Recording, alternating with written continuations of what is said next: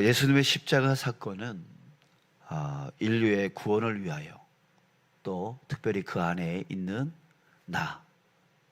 나를 위하여 자신의 생명을 아낌없이 주신 그 사건입니다.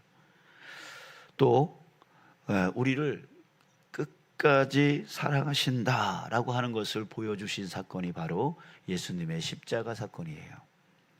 오늘 본문 말씀을 통해서 우리가 그것을 알 수가 있는데요, 예수님이 십자가에 매달려 있을 때 예수님의 그 육체는 고통으로 아주 극에 다다르고 있었습니다.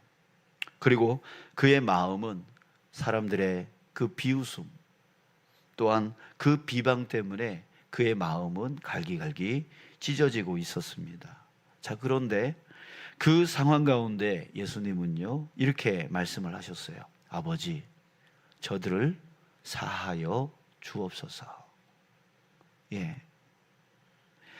예수님은 오히려 자신을 죽게 만든 그 사람들을 위해서, 지금 자기를 향해서 비방하고 조롱하고 비웃는 저 사람들을 향해서 예수님은 오히려 이렇게 말씀하고 계시는 거예요. 아버지, 저들을 사하여 주시옵소서. 이렇게 용서의 기도를 하셨습니다. 저는 오늘 예수님이 죽으신 이 날에 이 주님의 용서에 대해서 생각하는 것, 이 주님의 용서에 대해서 우리가 생각해 보는 것이 의미 있다라고 생각이 듭니다. 여러분, 가상칠언이라고 하는 말 들어보셨죠? 이 말은 뭐냐면 십자가 위에서 매달려 계실 때에 하신 7가지의 말씀이라고 하는 뜻이에요. 그 중에 첫 번째 하신 말씀이 바로 뭐냐면 바로 오늘 이 말씀이에요. 아버지, 저들을 사하여 주옵소서. 이 용서의 말씀을 예수님께서 하셨어요. 성경은 가장 중요한 것을 맨 앞에 둡니다. 그렇다면 지금 예수님이 이 가상칠언 중에 제일 먼저 하신 이 말씀이 가장 중요한 말씀이다라고 하는 것을 우리가 알 수가 있어요. 자, 왜 용서하신 이 말씀이 가장 중요한 말씀일까요? 자, 여러분, 용서는요, 모든 묶인 것을 풀어내는 역할을 합니다. 묶여있는 모든 것들을 풀어내는 게 바로 용서예요. 여러분들, 예전에 우리 어렸을 적에 전설의 고향이라고 하는 그런 TV 프로그램이 있었죠. 거기에 보면은 나오는 귀신마다 다 뭘 갖고 있냐면 억울함, 원한이 있어요. 원한이 있어요. 그 억울한 일이 있어가지고 그 원한을 풀어달라고 귀신들이 나타나는 그런 내용들이었잖아요. 여러분, 뭘 의미할까요? 이 억울함, 이 원한, 이것은요, 살아서도 사람을 고통스럽게 만들지만 죽어서도 사람을 고통스럽게 만드는 게 이 억울함이다, 원함이다. 이런 것을 보여주고 있어요. 이 억울함과 원한이 있으면은요, 풀리기까지 고통스럽게 만들어요, 사람을. 풀리기까지 정상적인 삶을 살 수가 없어요. 그 사람만 보면 머리가 서요. 그 사람만 보면 혈압이 올라요. 풀리지 않으면 정상적인 삶, 정상적인 관계를 맺어 나갈 수가 없어요. 자, 왜 그래요? 그 억울함이 그 마음 안에서 미움, 불신, 이것으로 가득 차게 만들어요. 뭘 해도 저 사람이 미운 거야. 어떤 좋은 일을 해도 그거를 잘못했다라고 아주 따지고 싶은 거야. 그 마음이 누구 마음에 있어요? 그 억울함을 갖고 있는 그 사람 마음 안에 꽉 채워지는 미움, 불신, 이런 것들이 꽉 채워지는 거예요. 이런 사람들은 어딜 가든 사람들을 만날 때마다 관계를 잘 맺지를 못해요. 사람들과 자꾸만 다툼이, 갈등이 일어나요.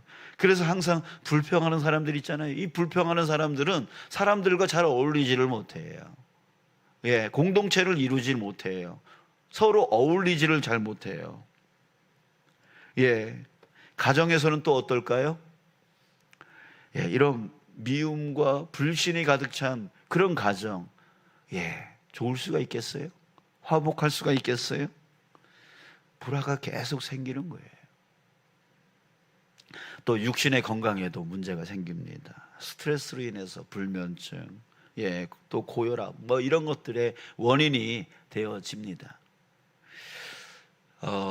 지금도 살아계시는지 모르겠지만 이상구 박사라고 하는 분이 계세요.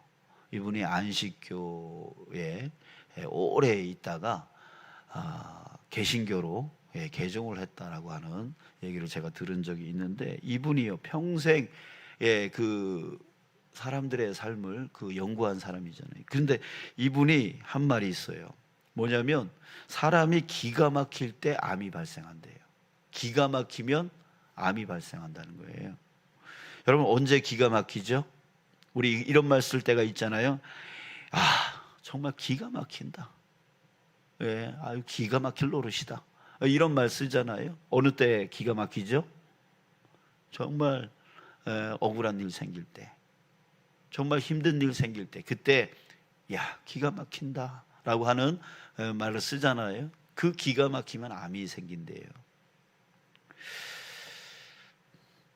자, 또 억울함은 우리 믿음의 성장에도 악영향을 끼칩니다. 억울한 마음이 생기면 하나님 말씀 들리지 않아요. 하나님 말씀이 들리지 않아요. 온통 그 생각뿐이에요. 들리지 않는데 어떻게 순종하겠어요? 순종하지 않는데 어떻게 믿음이 성장할 수 있겠습니까? 성도 간의 교제도 이루어지지 못해요. 사역을 하는데 정상적일 수가 없어요. 나 이런 거 안 해. 나 이런 거 안 해. 하면서 쉽게 마음의 상처를 입어요. 이토록 억울함이란 사람을 참 힘들게 만드는 겁니다. 사람을 묶어버려요. 사람을 묶어버려요. 상처 가운데 묶어버려요. 그래서 온전히 그 마음이 또 그 육신이 그 영이 묶여버려서 이게 온전하게 되어질 수가 없단 말이에요. 자, 그런데 이 억울함을 해결하는 방법, 그 방법이 무엇이냐면 바로 용서라고 한다는 거예요. 용서인 거예요. 이 용서의 헬라어 원문을 보면은요, 그 뜻이 분명하게 드러나요. 용서는 헬라어로 하피에미라고 하는데요. 자, 이 뜻이 뭐냐면 내보내다, 풀어주다, 떠나는 것을 허락하다, 이런 뜻을 갖고 있습니다. 그러니까 억울함을 나에게서 내보내는 것, 자신을 풀어주어서 자유케 하는 것, 이게 바로 뭐예요? 용서라고 하는 얘기예요. 용서라고 하는 얘기. 자, 예수님은 이 용서를 많이 강조하셨죠. 마태복음 18장에 보면은 그때에 베드로가 나와 이르되 주여, 형제가 내게 죄를 범하면 몇 번이나 용서하여 주리이까? 7번까지 하리이까? 라고 말을 합니다. 자, 이거는 베드로가요 정말 많이 쓴 거예요. 원래는 유대인들은 3번까지 용서해줘라 이렇게 하는 게 전통적인 생각입니다. 그런데 지금 베드로는요 예수님께 칭찬받으려고 7번까지 얘기를 하고 있었던 거예요.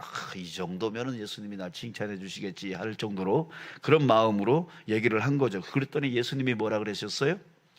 내게 이르노니 7번뿐 아니라 7번을 70번까지라도 할지니라.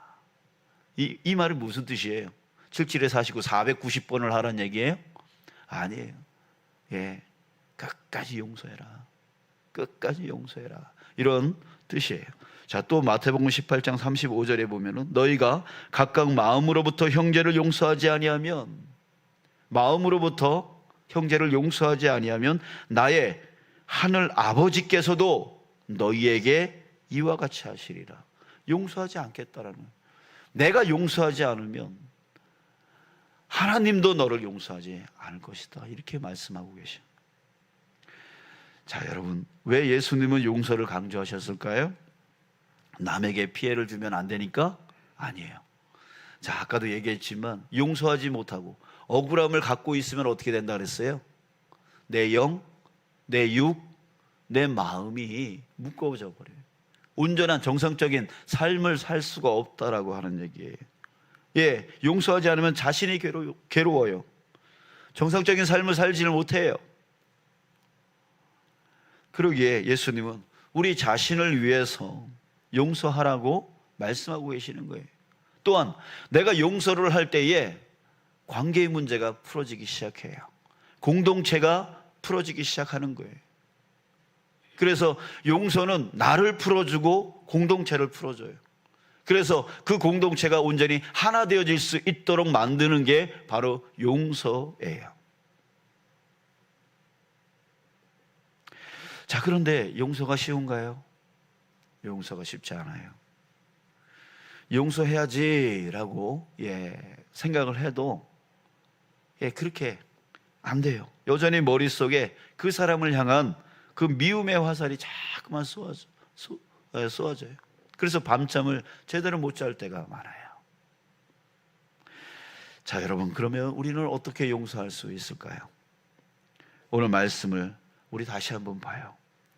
자, 우리 함께 우리 예수님이 하나님께 기도했듯이 우리 그 예수님의 마음을 생각하시면서 우리 따라서 한번 읽어볼까요? 저를 따라서 한번 해보세요. 아버지, 저들을 사하여 주소서. 바로 이게 정답이에요. 우리는 세상에 어떤 것으로도 용서할 이유를 찾을 수 없습니다. 그러나 우리가 용서해야 될 이유 하나가 있습니다. 뭐냐면 예수님이 그 십자가상에서 우리를 위해서, 나를 위해서 이렇게 기도하셨다는 거예요. 주님, 아버지, 저들의 죄를 사하여 주시옵소서. 여러분, 우리는 어떤 자입니까? 바로 용서받은 자란 얘기예요.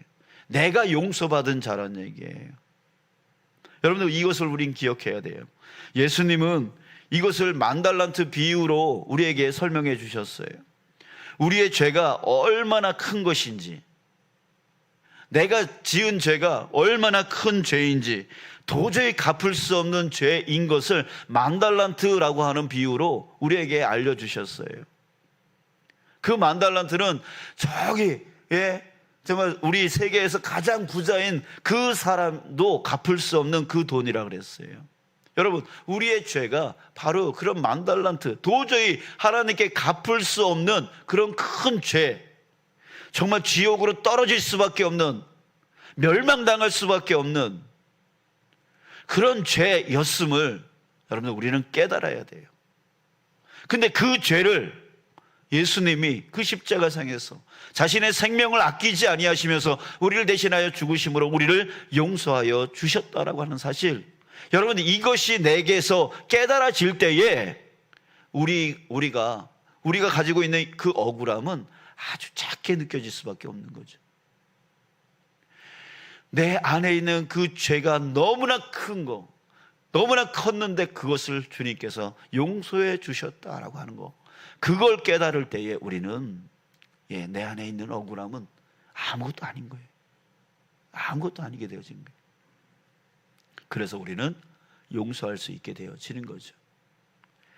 사랑하는 여러분, 여러분들 안에 주님의 성령께서 여러분들의 죄가 얼마나 컸는데 그 죄를 주님께서 용서해 주셨다, 그래서 이렇게 구원하여 주셨다라고 하는 것을 깨닫게 되어지는, 성령께서 깨닫게 해주시기를 주님의 이름으로 축복합니다. 아멘. 그래요. 그 은혜가 우리 안에 너무나 큰 겁니다. 그 은혜를 생각할 때마다 우리는 나의 억울함 아무것도 아닌 거예요. 아무것도 아닌 거예요. 사랑하는 여러분, 저와 여러분들 그 큰 은혜에 깨달으시면서 우리 용서하며 살아가는 저와 여러분들 되어지길 주님의 이름으로 축복합니다. 용서하면 내 영, 육, 마음이 풀려나가기 시작해요. 또한 우리가 서로 용서하게 되어지면 우리 공동체가 서로 풀어지고 그 관계, 깨어진 관계가 연결되어지고 화합되어지고, 그리고 이 공동체가 온전히 하나 되어져서 정말 예수님의 그 길을 우리 함께 나아갈 수 있게 되어지는 거예요. 사랑하는 여러분, 예수님께서 그 십자가상에서 그 첫 번째 하셨던 가장 중요한 그 용서를 저와 여러분들도 이 땅 가운데 살아가면서 온전히 이루어 나가는, 그래서 그 안에서 자유함을 누리고 기쁨을 누리고 은혜를 누리고 행복을 누려 나가는 저와 여러분들 되어지기를 주님의 이름으로 축복합니다.